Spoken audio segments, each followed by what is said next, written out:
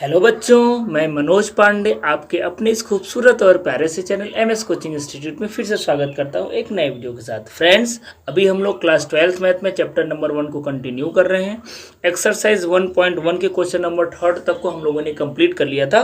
Question number 4 start करना था, अभी हम लोग स्टार्ट करेंगे।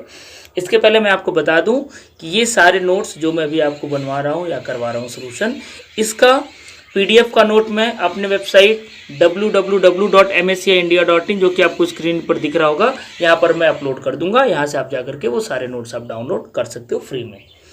तो चलिए, सबसे पहले हम लोग क्वेश्चन को पढ़ लेते हैं, क्वेश्चन का मीनिंग समझते हैं। मैं यही आशा करता हूँ कि अभी तक मैं जितने क्वेश्चंस करा चुका हूँ क्वेश्चन नंबर 3 तक को आपने उसको देखा होगा वीडियो को और समझ लिया होगा कि हम लोग कैसे किसी फंक्शन को रिफ्लेक्सिव, सिमेट्रिक और ट्रांजिटिव दिखाते हैं।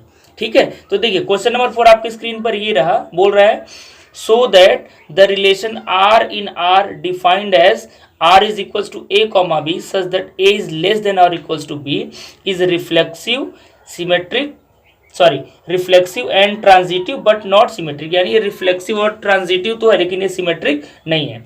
तो रूल्स आपको पता होगा, आई होप। नहीं पता होगा तो अभी हम क्वेश्चंस करेंगे, आपको बता देंगे। तो चलिए सॉल्यूशन को करते हैं हम लोग स्टार्ट। तो सबसे पहले हम लोग गिवन रिलेशन को लिख लेते हैं।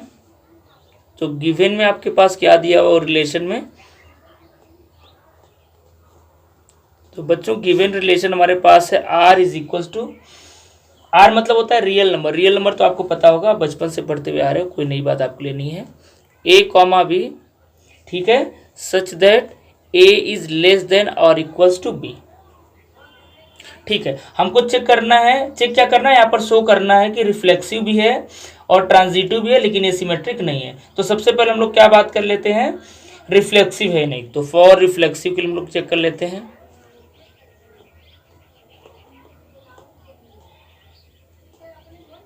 फॉर रिफ्लेक्सिव, रिफ्लेक्सिव के लिए क्या होता है, खुद का खुद के साथ रिलेशन होना चाहिए। ठीक है, तो हम लोग बोलेंगे क्या है, रिफ्लेक्सिव। अब ध्यान से देखो, यहाँ पर दो नंबर है, एक नंबर ए है एक नंबर बी है। ये रियल नंबर है। रियल नंबर होता है निगेटिव नंबर, पॉजिटिव नंबर, ठीक है, फ्रैक्शनल नंबर। अब तक आप जितने नंबर क्लास 10th लेवल तक पढ़े हो सबको क्या बोलते हैं, रियल नंबर्स बोलते हैं, आप जितना नॉर्मली जानते हो। ठीक है, तो खुद का खुद के साथ रिलेशन बन सकता है कि नहीं, आप सोचो। जैसे कोई नंबर 2 है तो 2 के तो बराबर होगा ही ना। इन दोनों में से कोई एक कंडीशन मिल जाएगा तो चल जाएगा। यानी 2, इसका मतलब अगर हम लोग 2 यहाँ पर सपोज करो रख दें तो 2 is less than are equals to 2, तो भाई 2 से छोटा तो नहीं लगा लेकिन बराबर तो हो सकता है ना। तो यानी ये क्लियर कट बोल सकते हो आप कि ये रिफ्लेक्सिव। अब इसको लिखेंगे कैसे, तो हम लोग ऐसे लिख लेते हैं। यहाँ पर आप नंबर्स लेकर के भी दिखा सकते हो या ए बी के फॉर्म में दिया तो ए बी के फॉर्म में भी दिखा सकते हो, कोई दिक्कत नहीं है। तो ऐसा करके लिख लीजिए, फॉर एनी ए ही मान लेते हैं, ए इज एलिमेंट ऑफ आर अगर है तो वी हैव हम लोग बोल सकते हैं, क्या बोल सकते हैं भाई, वी हैव ये बोल सकते हैं कि ए खुद से छोटा या बराबर तो हो ही सकता है। ठीक है, तो हम लोग बोल सकते हैं देयरफॉर आर इज रिफ्लेक्सिव। ठीक है, तो ये हमने चेक कर लिया कि भाई आर रिफ्लेक्सिव है। अब हमको चेक करना है कि ये सिमेट्रिक है कि नहीं है। वैसे वो बोल रहा है कि सिमेट्रिक नहीं है, तो फॉर सिमेट्री हम लोग चेक कर लेते हैं। फॉर सिमेट्री,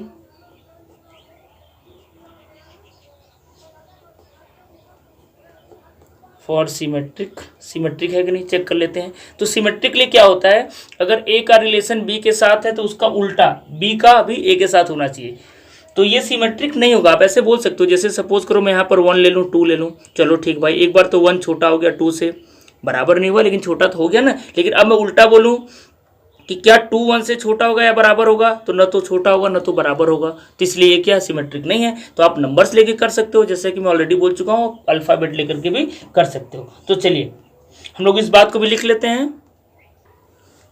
चलिए नंबर लेकर के कर लेता हूँ ताकि आपको ज़्यादा समझ में आ जाए। ठीक है, तो आप ऐसे लिख लो, वी ऑब्जर्व दैट, क्या ऑब्जर्व कर रहे हो, कोई भी 2 नंबर ले लीजिए। चलिए 2 नंबर में ले लेता हूँ, एक 2 ले लेता हूँ, एक 3 ले लेता हूँ। आप दूसरा नंबर भी ले सकते हो, ऐसा बोल सकते हैं कि ये एलिमेंट आर का है। अब यहाँ पर देखिए हम लोग क्या बोल सकते हैं कि 2, 3 इज एलिमेंट ऑफ आर। भाई ऐसा भी आप बोल सकते हो ना, सिंस लिख कर दिखा दो, 2 is less than are equals to 3 but 3 is not less than are equals to 3, ऐसा बोल सकते हो। वैसे ये नॉट लगाते नहीं, सिर्फ मैं आपको समझाने के लिए लगा रहा हूँ, ऐसे लिखते नहीं है। ठीक है, सॉरी ये 2 लिखना पड़ेगा। क्यों ऐसा मैं बोल रहा हूँ, क्योंकि देखिए 3 न तो 2 से छोटा है न तो बराबर है, बट ये वाला है। तो अगर a comma B is element of R but b comma is not element of R, therefore we can say that the given relation is not symmetric. ठीक है, इस बात को मैं लिख दूं, so R is not symmetric. ठीक है, तो इस तरीके से हमारा ये प्रूफ हो गया कि ये सिमेट्रिक नहीं है। अब हमको क्या दिखाना है कि ये ट्रांजिटिव भी नहीं है, तो चलिए ट्रांजिटिव के लिए भी शो कर देते हैं हम लोग। तो for transitivity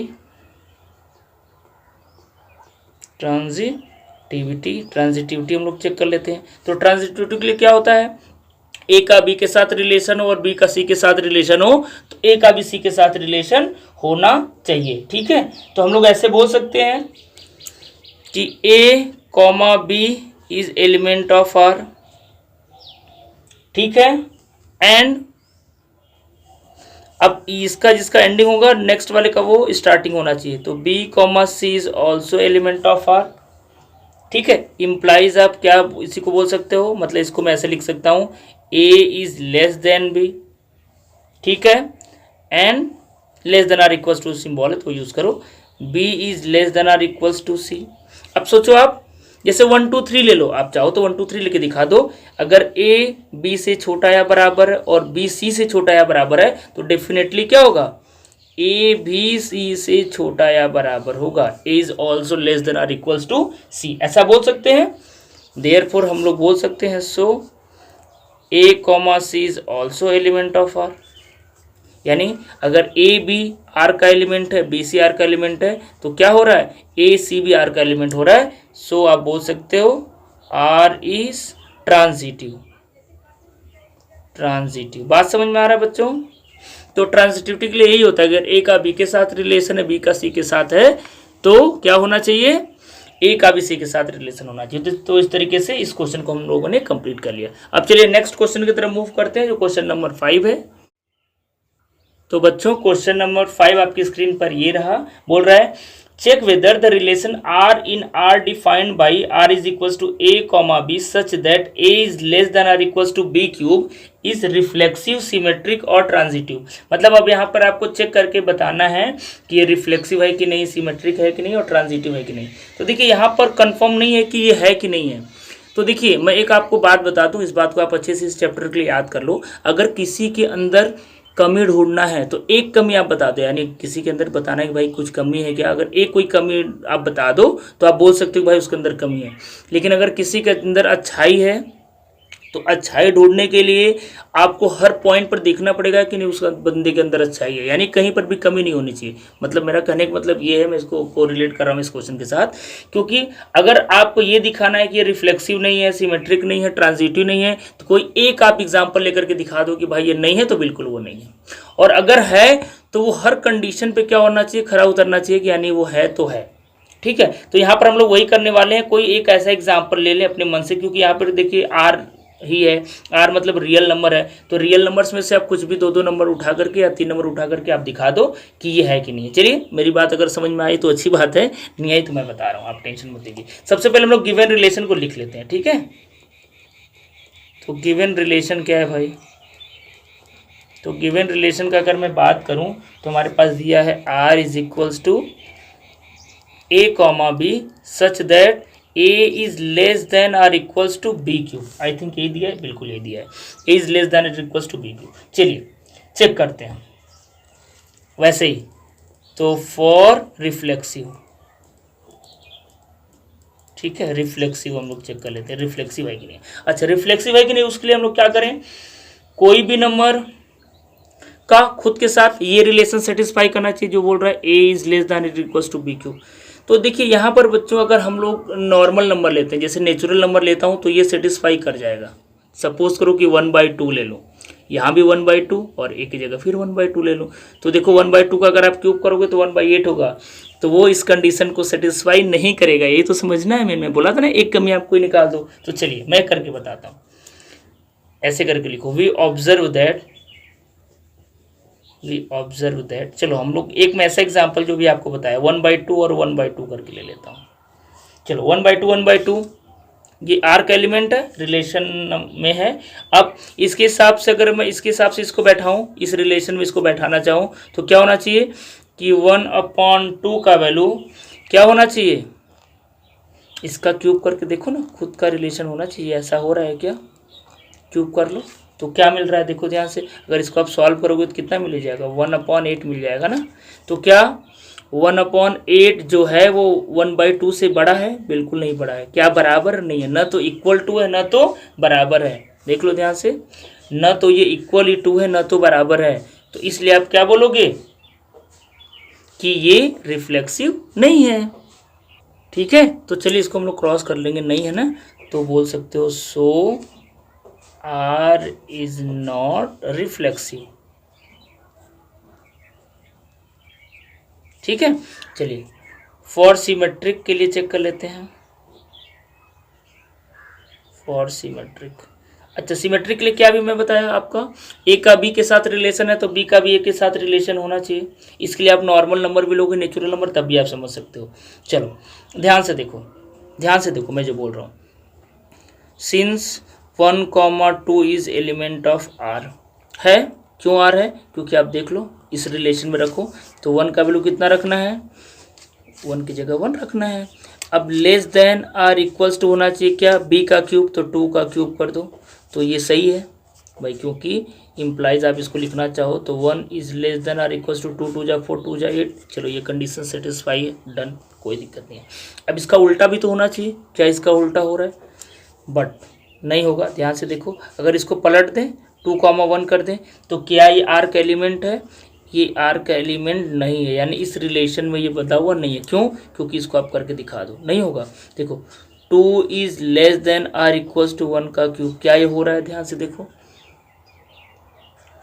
2 is less than are equals to, नहीं हो रहा है, क्योंकि यहाँ पर ये बताना चाह रहा है कि 2 is less than are equals to 1 है, बट ये नहीं हो रहा है, नहीं हो रहा है। इसका मतलब ए का बी के साथ रिलेशन है लेकिन बी का ए के साथ रिलेशन नहीं है। सो आप बोल सकते हो सो आर इज नॉट सिमेट्रिक, तो ये सिमेट्रिक भी भाई नहीं है। चलिए अब ट्रांजिटिविटी चेक कर लेते हैं। ठीक है, ट्रांजिटिविटी चेक कर लीजिए।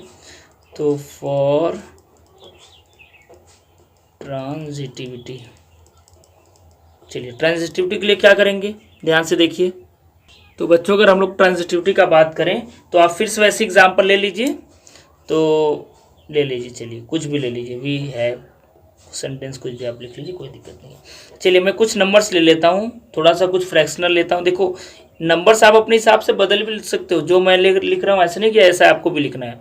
मैं कुछ ऐसा ले रहा हूँ ताकि जो हम लोग दिखा सकें थोड़ा सा अलग तरीके से कि वो है कि नहीं है। ठीक है, तो चलिए एक मैं 3/2 लिया, तो इसको भी शुरुआत 3/2 से करना है। तो आपको एक कोई और नंबर ले लीजिए, चलिए मैं 6/5 ले लेता हूँ, सपोज करो, मैं मान लेता हूँ, कुछ भी आप ले लो।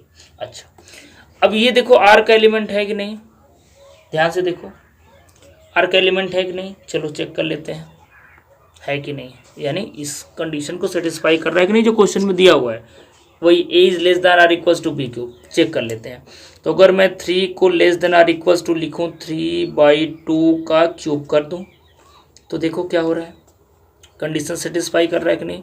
3 is less than are equals 3 3 जा 9, 3 जा 27, सॉरी 27 होगा ना, 27/2।